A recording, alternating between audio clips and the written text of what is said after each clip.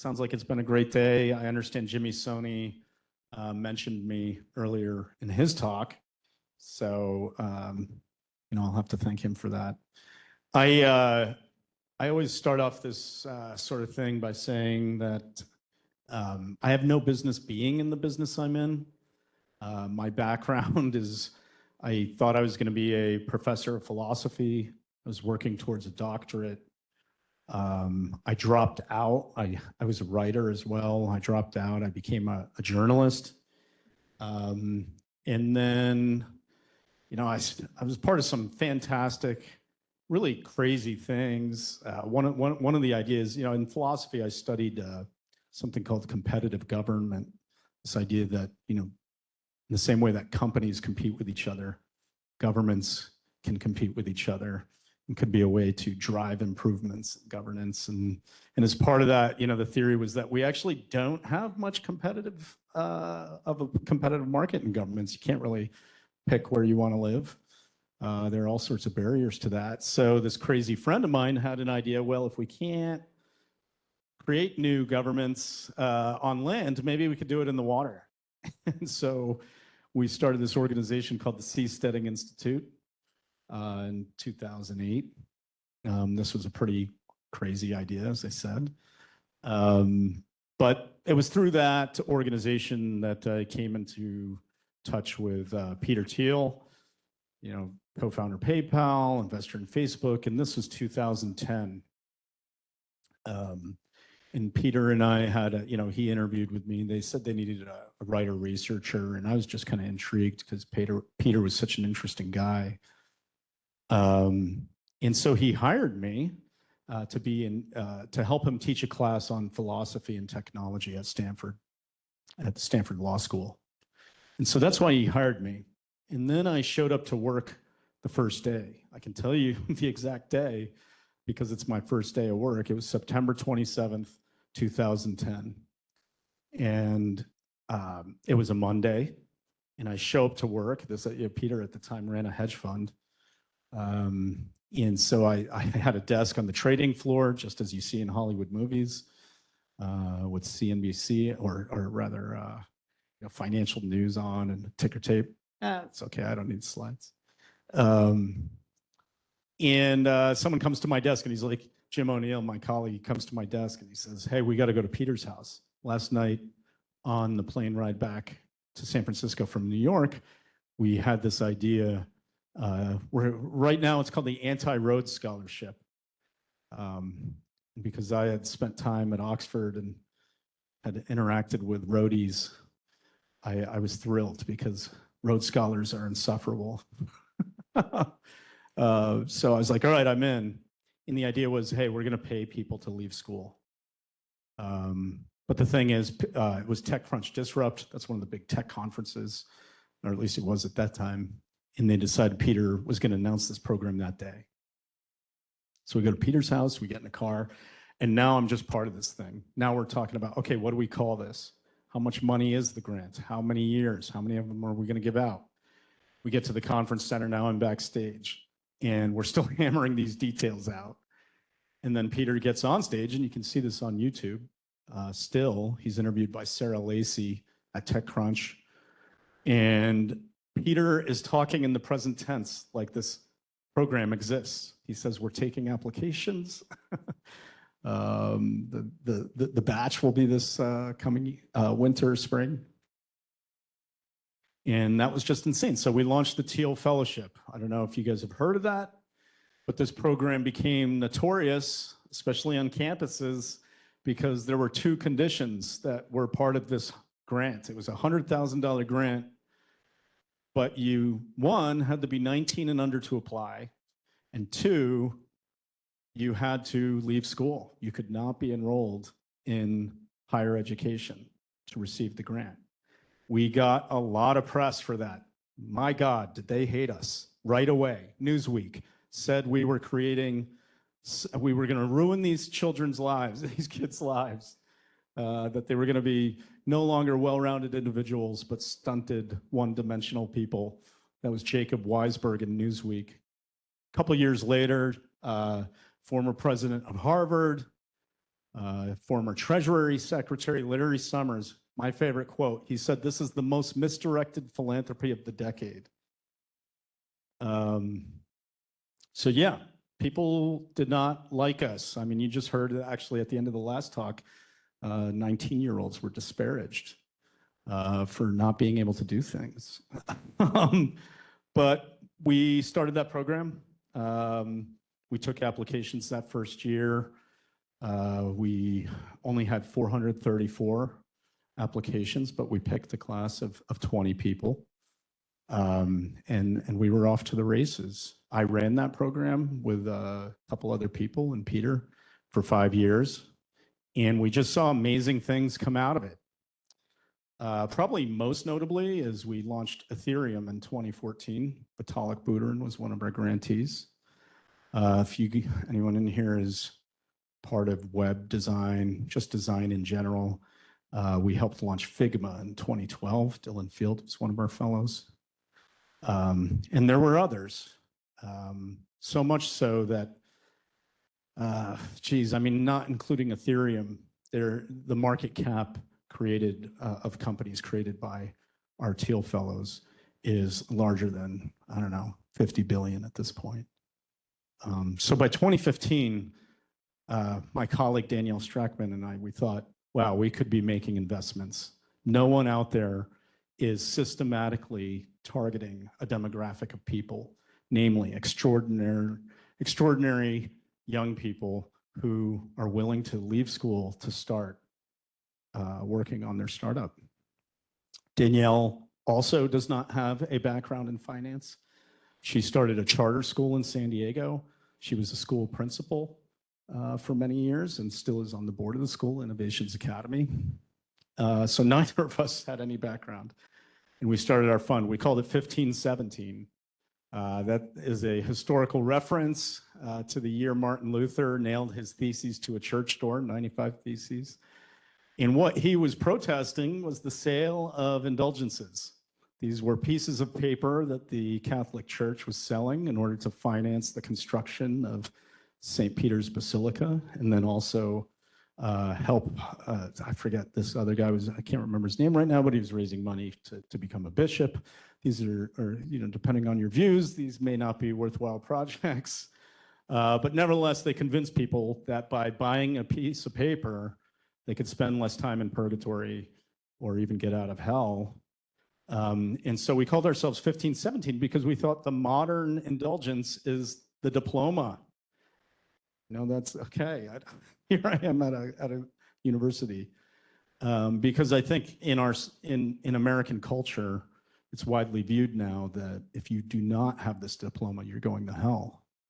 That American society is now split into two sets of people, those who have the BA and those who don't. In that the difference in average wages is explained by everything you learn on campus. Well, we decided to name our fund 1517 to stand against that. And what we thought we'd do is by funding people who don't have credentials to show that higher education is not the only way. So we've been in business 10 years. We had our first company, Luminar, go public in 2020. They make a perception system for cars. Another company we were the first to back, Loom, was acquired by Atlassian for $1 billion last year.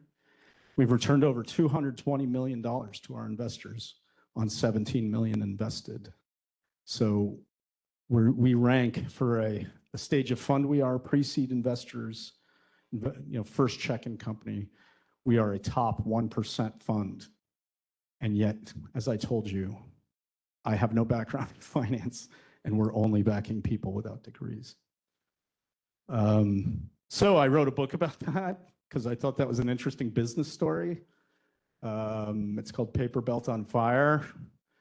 Jimmy and his team are actually going to re-release it under a different name because not a lot of people read it when it first came out. So running a VC fund, we do make exceptions to that degree rule now, and 1 out of 10 of our investments are in mad scientists. So those people do have PhDs, but they pitch us stuff that has to be ripped out of the pages of a sci-fi novel. So quantum computing, fusion. I say do it for the plot because, I just told you a crazy story and people ask me how, because I visit a lot of campuses, they ask, how do you get a job in venture capital? And oftentimes I just have to tell them, look, there are three ways. Number one, you were in Silicon Valley in the 1970s and you're still there now. Number two, you're a former entrepreneur or early stage employee. And now you've hit some point where you want to step up to the other side of the table. Or number three, you just have some crazy story. Because I can't, like I just told you about my own life in miniature, that it's like that couldn't have been planned. But I thought it made for a great story. That's why I wrote about it. I think in life, a lot of the decisions we make are not reducible to calculation. So in economics, Frank Knight, old economist from the 20s and 30s, made a distinction that there's a difference between risk and uncertainty. Risk is something that can be quantified, like the roll of a die or a roulette wheel. But then some things in life, such as how things are going to turn out depending upon what career you take, or whether or not, who knows, an asteroid hits or so on, these things are not strictly reducible to quantification. And yet, some of the most valuable things we do, some of the most exciting things we do, are in that realm of uncertainty and irreducible, and they're irreducible to risk. You cannot figure out, okay, you can't run some cost-benefit analysis about what career to take because you don't know the probabilities of things working out.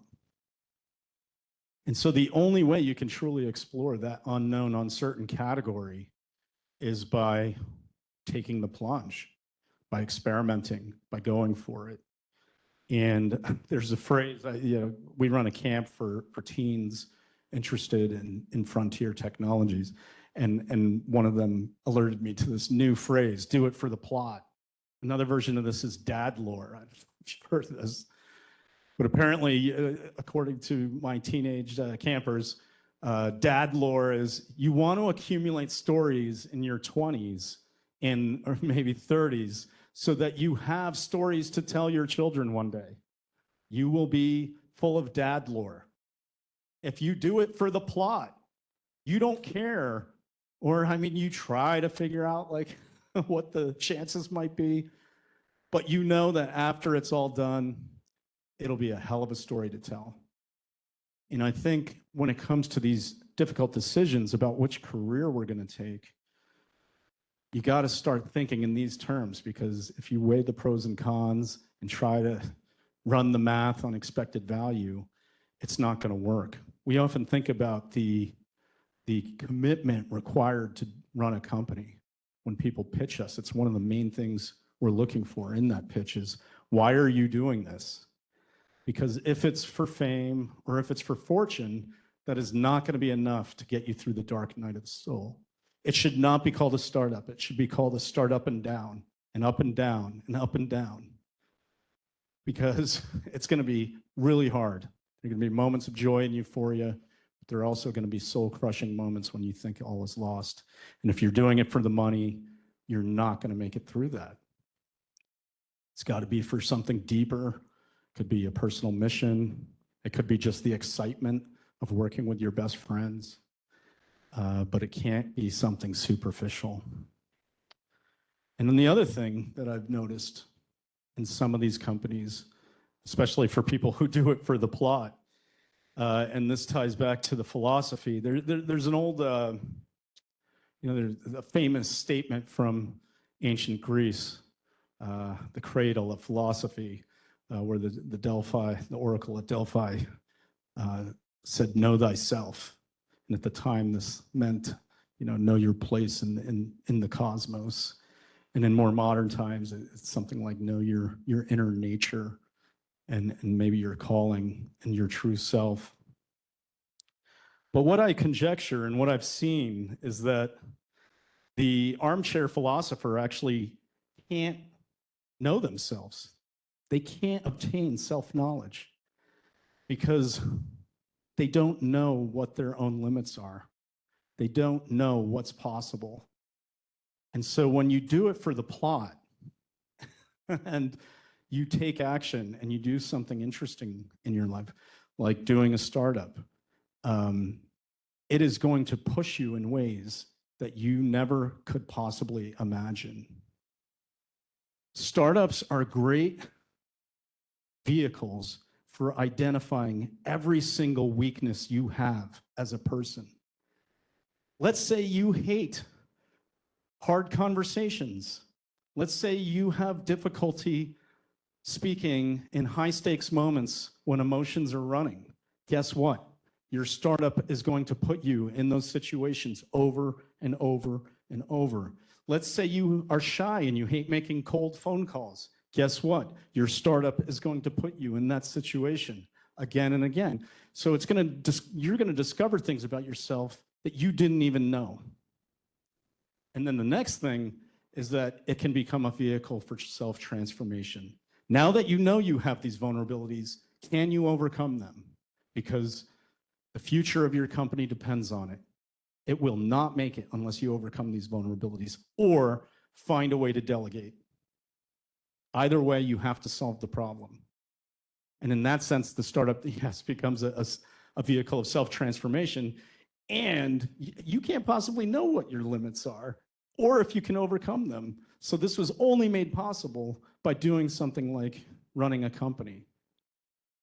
Whereas if you do take the safer route, if you do take the job at Amazon, at Google, Goldman Sachs, that's going to push you in some ways, but it will never probe your character like starting a company will, or being a part of something like that at the beginning or near the beginning.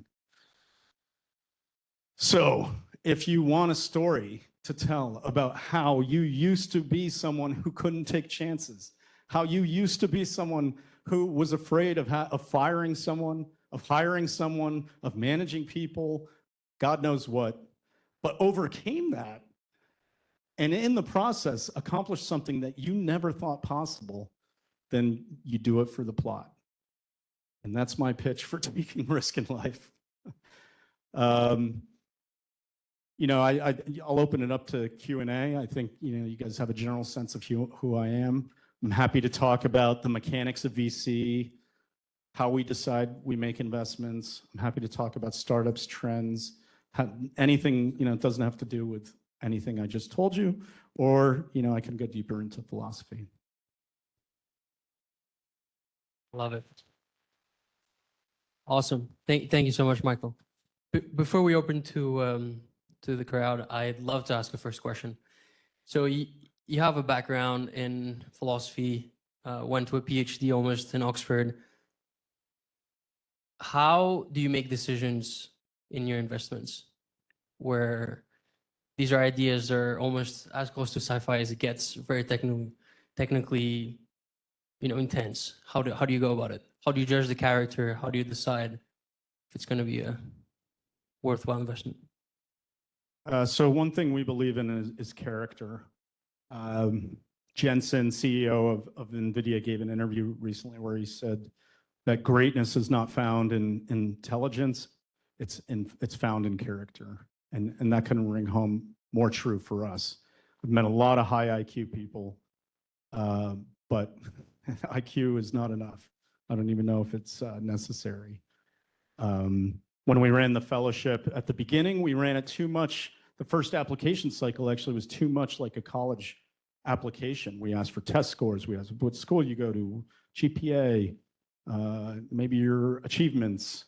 And in the event, we saw over time that did not have great predictive value for how people fared out in the wild.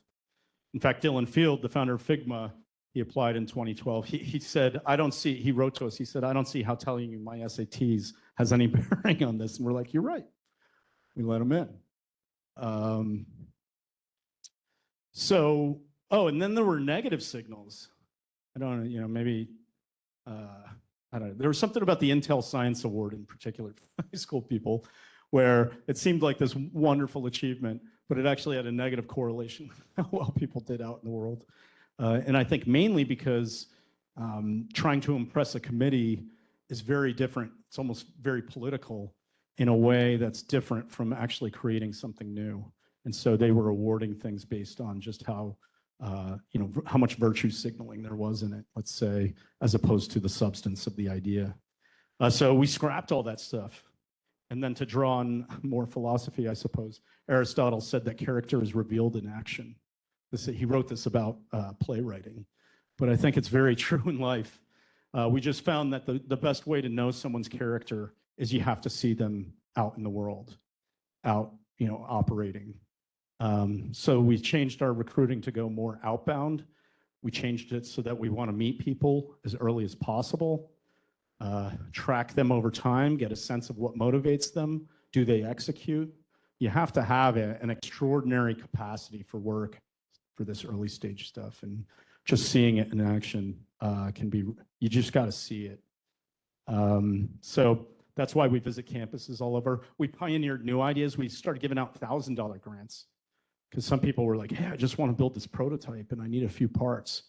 And we decided, okay, we'll kick them $1,000. I wish I could hand them an envelope full of cash because it'd be cool to slide that across the table. But the IRS wouldn't like that. So instead, we have to do something more formal. But it gives us a chance to track them over time. That $1,000 doesn't have to turn into a startup, but we get to see, do they build what they say they're going to build? What did they learn? And then for their part, they just they get the $1,000 and then they tell their friends about it. I guess that helps us. I think we've given out 400 of those in the last 8 years, call it something like that. And something like 20 have turned into companies that are now, and some of them are pretty good. So that's a surprising hit rate for me. But nevertheless, I think it's just good because we get to see how people are operating. And then, yeah, in the best sense, I want to know if they're pitching. I want to know this person for 6 months, a year. That's the best case. If I meet you on campus today and we keep in touch, I come back to Boston, you tell me your progress. That's a really great situation to be in. The worst position is a Shark Tank pitch where I don't know you, you have 30 minutes, and I have to make a decision based on this information. It is just not rich enough on the things that matter. There are 3 main elements that any investor or VC investor will use to evaluate your company, your pitch: the team, the market size, and the current state of the product. And maybe investors' style depends upon which one of those 3 elements they give the greatest emphasis to. Now, maybe with Peter Thiel, he's a genius. He has 613 dimensions he's considering, but for us mortals, it's those 3. And for us as a fund, it's number 1 is the team. It's still like 85% of that evaluation. So that's how we consider things. I see hands Awesome. coming. Thank you. Yep. Hi, Mike. JJ from the MBA here. And I want to get philosophical again. Great. You talked about uncertainty, and Babson is one of the most international business schools in the US, apparently 85% international in the MBA cohort. And a lot of us are dealing with a lot of uncertainty day by day with, what are we going to do in the future? Are we going to be able to stay here? Are we able to build something meaningful? Do you have any advice for us to confront this uncertainty? I guess there are some parameters that you have control over. One would be, I do think the arena of ambition that you're in matters, and that it can be geographic. So if you do want to work, I mean, I feel like San Francisco, I made a prediction in 2020 that Silicon Valley was dead, but I was wrong. It's like still there despite dystopian California governance. But these areas and networks are really important. So depending upon what you're doing, and then maybe even Europe versus the US, it could be the case. I would encourage you, aim for, if you're into, like, if you want to be part of something that like has a lot of potential, is find the arena of ambition that you want to be a part of. I mean, maybe if you're a writer in TV, you should go to Hollywood. still, right? That sort of thing you have control over. When it comes to geopolitics, man, I don't know. It's a crazy world out there. So there are things you can control, things you can't control. When it comes to the things you can control, what we've noticed is that in a lot of the great founders we've worked with, there's a psychological term. Danielle, because that's part of her background, is an internal versus an external locus of control. And it's just the case that we've seen the people who have, even if it's a little irrational, the people who are biased towards taking responsibility and seeing that they can have agency in the world are the ones who make it the furthest. Whereas the people who have an external locus of control, which means that they see much more out of their hands than average, or they blame things on external factors, the macro economy, or VCs are idiots or whatever. It's like they don't take responsibility. Where I've seen this on the other end is Jocko Willink, the Navy SEAL, wrote a book called Extreme Ownership. And man, the extreme ownership I think is really important. So I was also reading The Right Stuff by Tom Wolfe, amazing book about the space program and test pilots. And one of the things I noticed about these test pilots, you had basically a 1 in 4 chance of dying in a plane accident across 20 years if you were a test pilot in the Navy during that time. This is like 1950 to 1980. And that's not even counting combat deaths, because that didn't count as an accident if you got shot out of the sky, right? So imagine a job where would you go work for Goldman if they said, by the way, there's a 1 in 4 chance that you die over the next 20 years? Probably not. So these pilots are pretty crazy people. And then one of the things I noticed about them in Wolf's telling is that, these pilots, their friends would die from, I don't know, mechanical failure on the plane. Maybe the ejection seat didn't work. Maybe the parachute didn't work when they had to eject. Maybe the wings broke. But the pilots always blamed it on pilot error. They were talking about their friend who just died, and they're like, oh, he should have, like up until the last second, if plan A didn't work, plan B. If plan C, then plan D. And if at these crazy endeavors is like, obviously you can't control everything, but the bias to think that you can and do something about it is really important. Yeah, you already had it, Mike. Thank you. Mike, you went to undergrad, yes? Yes. And Peter Thiel is a genius. Yeah. We've established that. But what about this point of view? I mean, it seems to me you're taking an option out on a young person, paying them money to drop out of school. And so then the question is, what is the purpose of an undergrad education? And what about the people that don't make it with that option that you take out? And I'd say it's on their future, and it may look really good at the time, but it may not give them what an education may prepare them for down the road. And you have that education. So I don't know. Not everybody's a Peter Thiel. And what about the people that don't make it or come out the other side as a startup? Yep.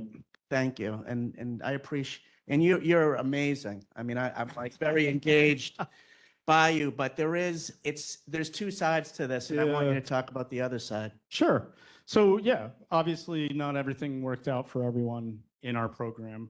A small number of people, I think you could count less than 10 out of 10 years, went back to school. The others were acquired.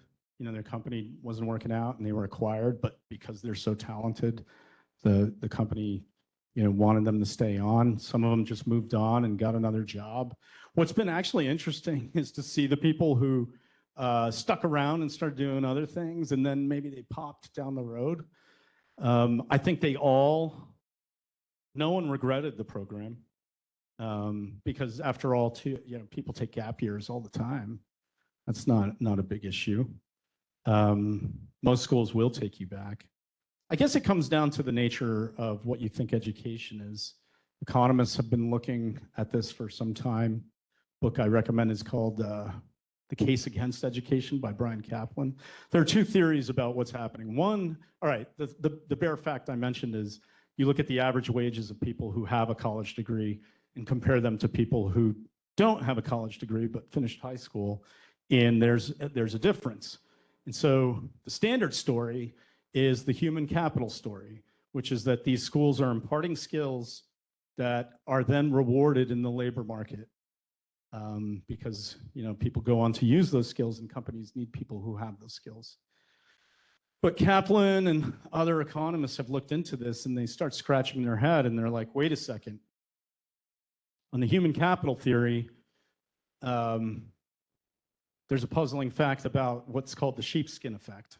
And sheepskin refers to the diploma from the medieval times. Like you got a diploma. It wasn't made out of paper. It was made out of sheepskin. And on the skill-based theory, you would think that for every year of school that you complete, all the way up to all your credits done, that you're gaining more skills, and with each increment, your wages should go up. That's what the human capital model predicts, but it's not what the data shows. In fact, if you finish every credit besides one, if you are hurt on your way to take that last exam of your last class senior year, and you don't make the exam, your teacher's a jerk, won't let you make it up, and you fail, your wages are 30% less. But that doesn't make sense on the human capital model, right?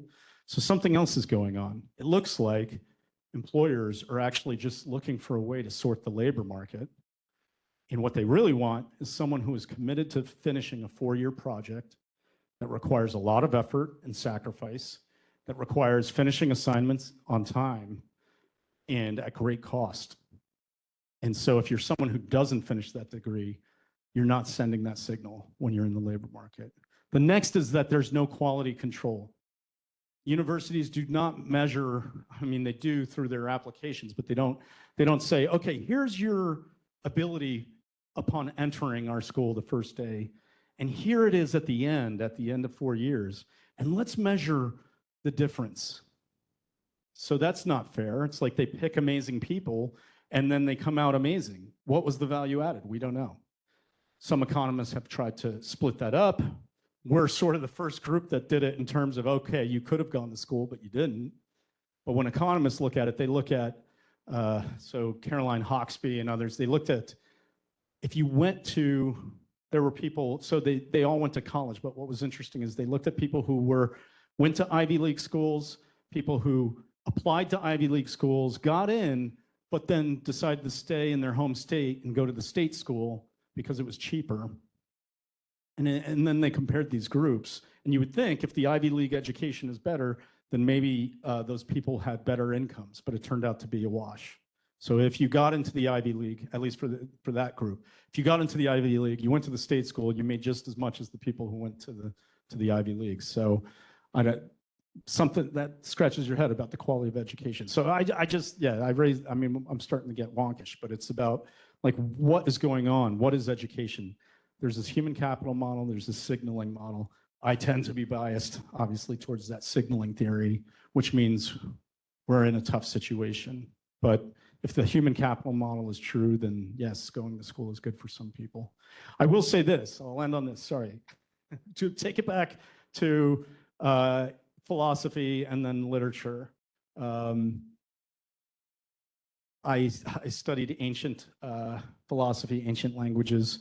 The foundation of our whole literary canon is the Iliad and the Odyssey. In the Iliad, people mistakenly think that the main conflict is between the Greeks and the Trojans, because that's why they're there. After all, there's a war going on. But that's not the main dramatic conflict in the book.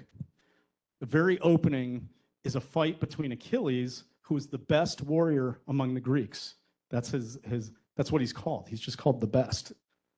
And he's fighting against his king, Agamemnon, this unjust guy who is looking to punish him and wants to steal his property. And so the major conflict of the story is actually a conflict between a hierarchy of greatness and a hierarchy of prestige. His king represents prestige. This is legitimacy. This is climbing up the pyramid, one step after another, doing the required work that the prestige, that hierarchy sees as required for membership. Hierarchies of greatness are just about, are you good or are you not? And so it's interesting to me that this was the conflict at the heart of that story was the hero versus the king. And I think in life and in the market is a constant conflict. But that's what we're seeing right now in America, by and large, is a elite versus a counter elite, where the counter elite are saying they're the heroes and the elite are saying they're the kings. And which one is it going to be? Well, I think every hierarchy and every institution serves a purpose. And hierarchies of prestige start to become corrupted when they stop fulfilling those purposes. And then the hierarchies of greatness that are up against them have to deliver on that purpose. They have to. So I think this conflict is important because you have to test these things. And so if we're challenging, like I obviously the system is a hierarchy of prestige in my mind. And it may be worth climbing that pyramid, but it should also be challenged from the outside by other efforts. Sorry, that was long. That was great. Can we pass the mic?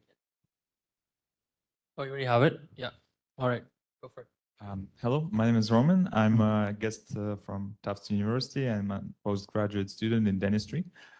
So my question is, do you think it's important for like a founder of a company in a niche of medicine or dentistry, such a niche, actually have like that higher level of education in that niche, both from the entrepreneur and from investor standpoint, when you think about such an entrepreneur, whether investing in the company or not?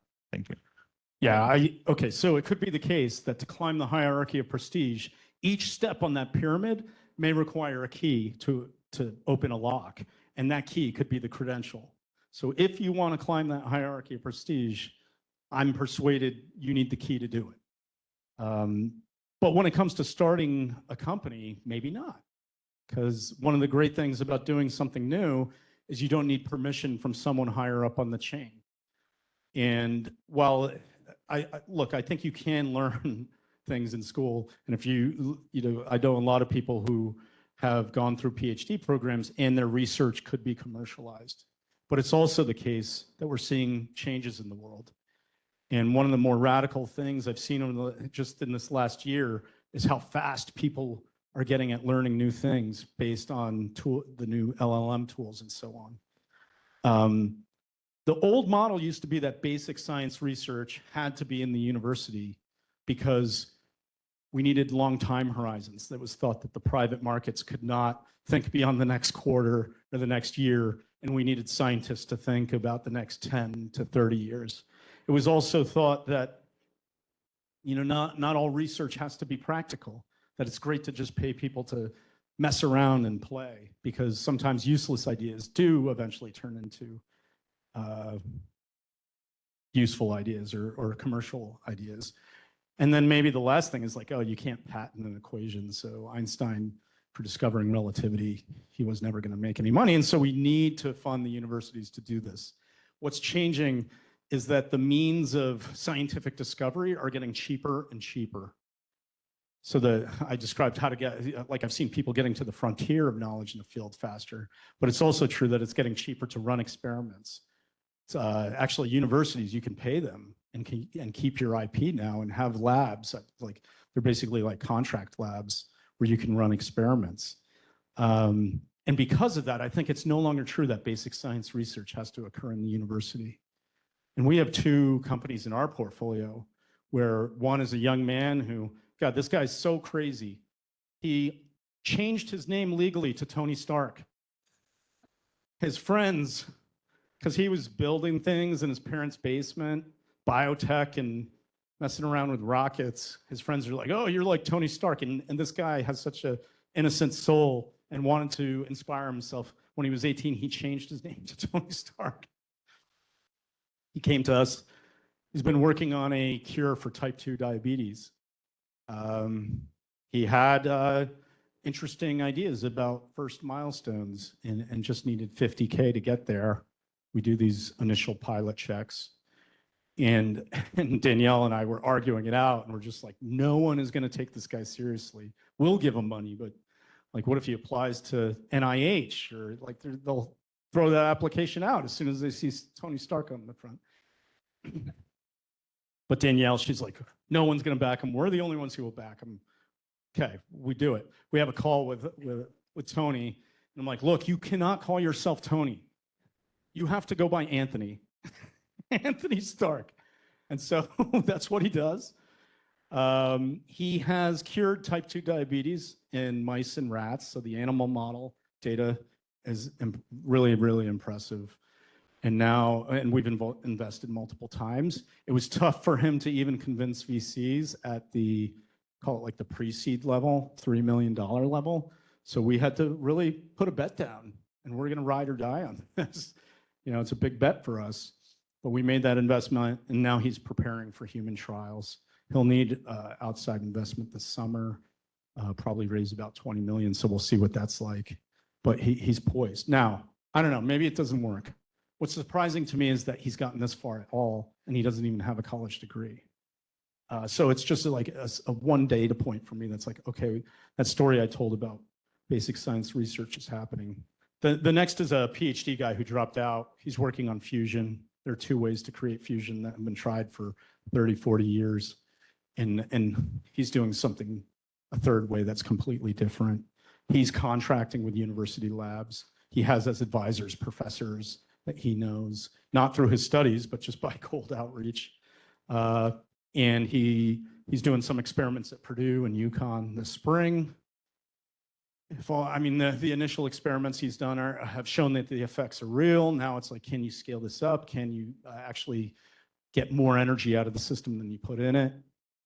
And if that happens this summer, and he's like the first team or person to have a net positive fusion reaction, I'm like, geez, that's Nobel Prize winning work. That's insane. And he did it outside of a university. So I'm biased, but I think things are changing, where basic science, the time to get to commercialization is much shorter. Now, for what you're saying, yeah, case by case, but yes, it could be I'm not going to deny that it could be the case that there's knowledge that you've learned studying dentistry or something else that could be really valuable when it comes time to start a company. But it may not be necessary. Sorry, my answers are long, geez. We'll take a question here from the front.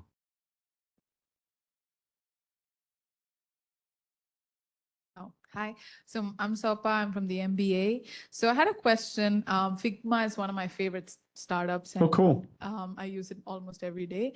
So how did you identify these startups? Is it that you led by intuition, or is it just data? Because some of the data that we see is a lot different from what they do. So Yeah. how do you kind of lead with that? Yeah, with Dylan, it was all about the character of the person. Dylan is one of for an industry known for jerks like Steve Jobs and so on, Dylan is probably the nicest human I've ever known. Just so kind and gentle and just fun to be around. But yeah, it came down to that character assessment. In 2012, he had some ideas. One of his ideas, I should say, was about a collaborative design tool in the cloud, and that was early at that time for cloud products. But he actually wasted time during the fellowship on some other idea that was like, he had a meme generator. He had, he was going to do something with drones. I don't know, it was nuts. But actually, this is a sign of what a great guy he was. So he had a co-founder, but his co-founder was past our age limit. So he was not eligible for the fellowship. So when we gave Dylan a fellowship, it was just to him. But Dylan, because he wanted to work with his buddy, he split the 100K with him. He said, let's go 50-50. He gave him 50K. That's wild. And it wasn't like until 2015 or so, I think, where Figma really started to initially gain some traction. So it was all about the character. And that assessment has something to do with the technical side. We got to know that you have what it takes to build what you're saying.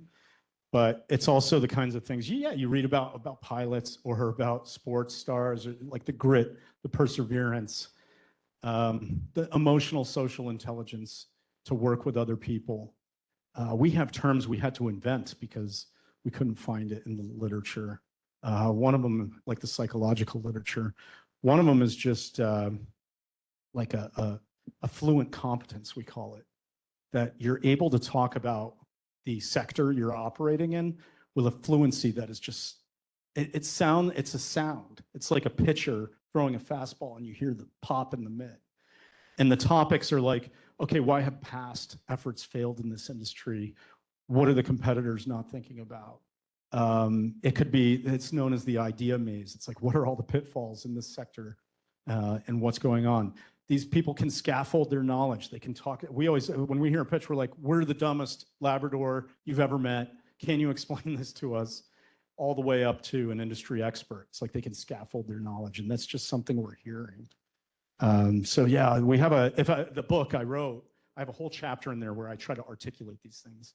But it really is an intuition. It's pattern recognition. It is seeing all these applications, talking to people, apprenticeship with Thiel, to try to distill what's going on. And as much as I try to verbalize it, I think it resists being reduced to a recipe or some kind of algorithm.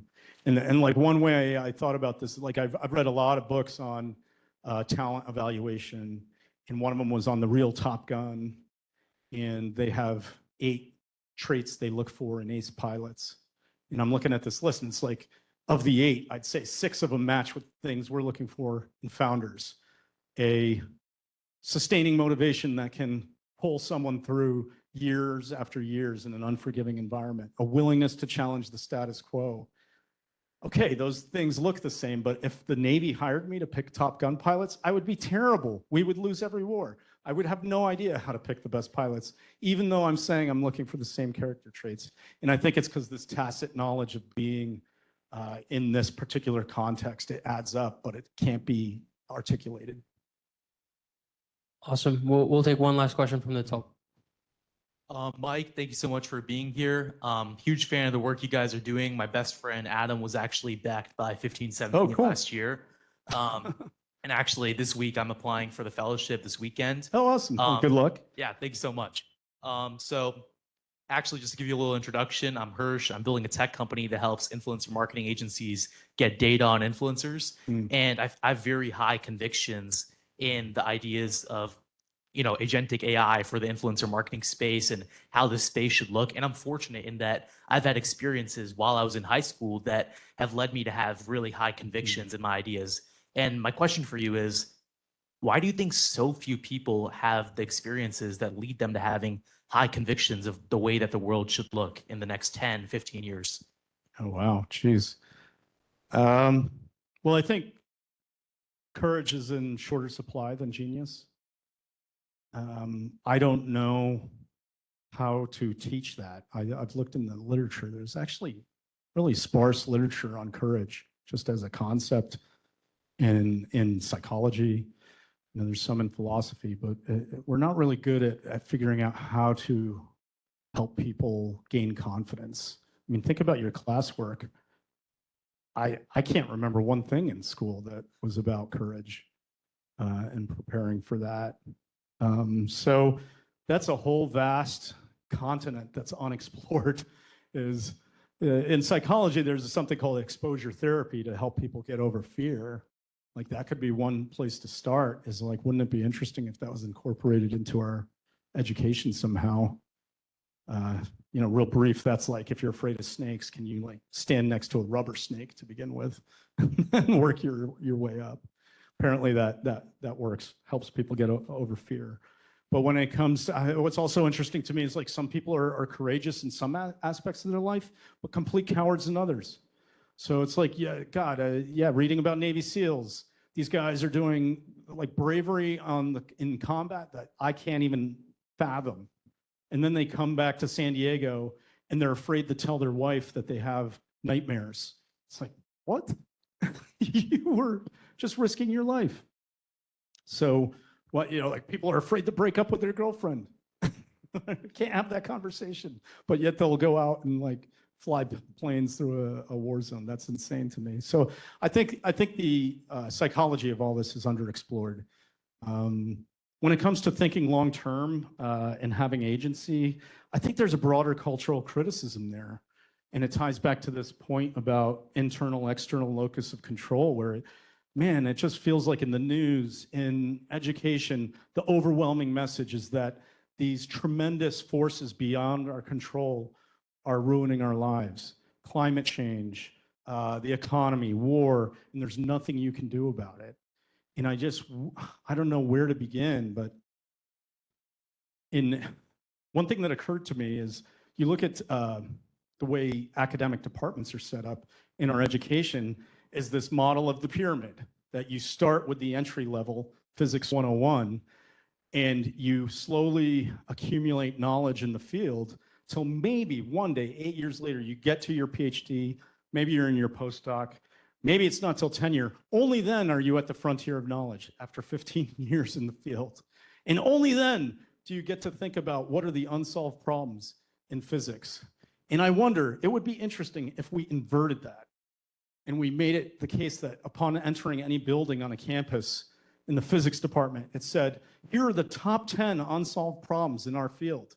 Can you take a crack at this? We have no idea how gravity and quantum mechanics interact. No one has been able to solve this problem, and you don't have to wait 12 years to start working on it. And that would be interesting. If we talk about climate change, it's like, okay, what are the top 3 unsolved problems? And I think if we went through field after field, it'd become clear that if we solved each and every single one of these, maybe people would have more hope and agency as a way to improve the world, rather than like vague ideas of like change and making the world better. So you would say having responsibility at a young age, would you think that that's exposure therapy for building an internal locus of control? I think so. I'm not a psychologist, but I would be willing to bet it's like a muscle that's use it or lose it. I think helplessness can be taught. That's unfortunate, but like disobedience is really important to creativity. And I imagine a class on disobedience. It's like you fail if you show up. I love it. Unfortunately, it's time. Thank you so much, Michael, for today. Okay, thanks for having me.